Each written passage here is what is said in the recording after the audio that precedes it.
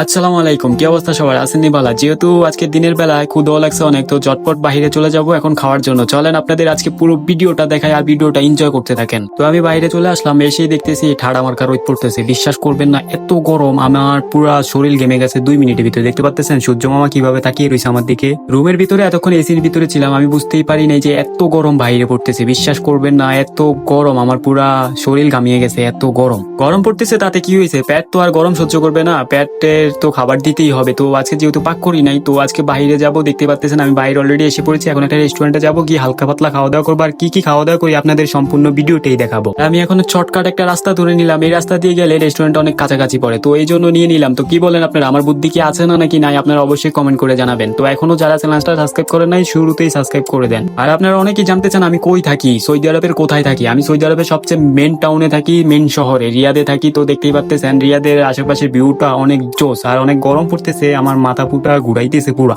আর আমি যদি বুঝতে পারতাম বাহিরে এত গরম, তাহলে আমি কালকে রাত্রে রান্নাটা করে ফেলতাম। কাল স্বামীর কারণে রান্না করি নাই, এই জন্য আজকে গরমটা সহ্য করতে হচ্ছে। তারপরে সমস্যা নাই, পুরা চিল মুডে যাইতেছি, রিল্যাক্সে যাইতেছি, কিন্তু গরম লাগতেছে ব্যাপার না। আজকে সৌদি আরবের তাপমাত্রা অনেকটা হাই, বলার মতো না। তো কে জানতো সৌদি আরবে যে আজকে এত গরম পড়বে? বিশ্বাস করতে পারবেন না, আমি গরমে টিকতে পারতেছি না। আর আমার পিছনের যে লুক গুলা দেখতেছেন পুরাই অস্থির, অনেকটা জোস, পিছনের বিল্ডিং গুলো অনেক জোস। আর দেখতে দেখতে আমি চলে আসলাম মেন রোডের কাছাকাছি।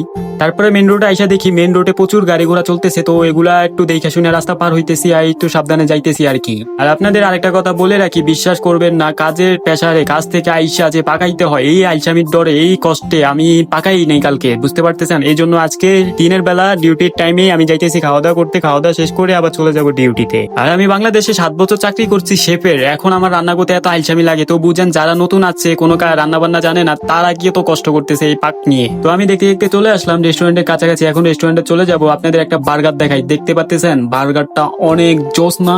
কিন্তু আমি বার্গার খাবো না, আমি যাবো বাই বাই রেস্টুরেন্টে। তো গিয়ে আমি দেখাচ্ছি এখন কি খাবো। দেখতে পাচ্ছেন আমার পিছনে সবগুলো হচ্ছে খাবারের মেনু। তো আমি দেরি না করে চট করে খাবার অর্ডার দিয়ে দিছি, এখন আমার সামনে খাবারটা চলে আসবে। তো খাবারটা আসার পরে আপনাদের দেখাবো কি খাবার আমি অর্ডার করছি। তো দেখতে পাচ্ছেন আমি একটা সিঙ্গারা, একটা সমুচা অর্ডার করছি, লগে সালাদ দিছে, সস দিছে।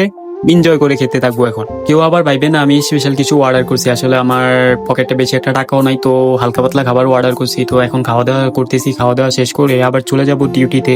তো এই জন্য আর কি আজকে প্রচুর পুরা দিন কষ্ট করতে হবে। তো দেখতেই পাচ্ছেন আমি খাবার অলরেডি নিয়েও নিছি, তো এখন রেস্টুরেন্টে গিয়ে এই খাবারগুলো খাবো আর কি। তো সবাই ভালো থাকবেন, আল্লাহ হাফেজ। আর ভিডিওটা লাইক কমেন্ট শেয়ার করতে ভুলবেন না।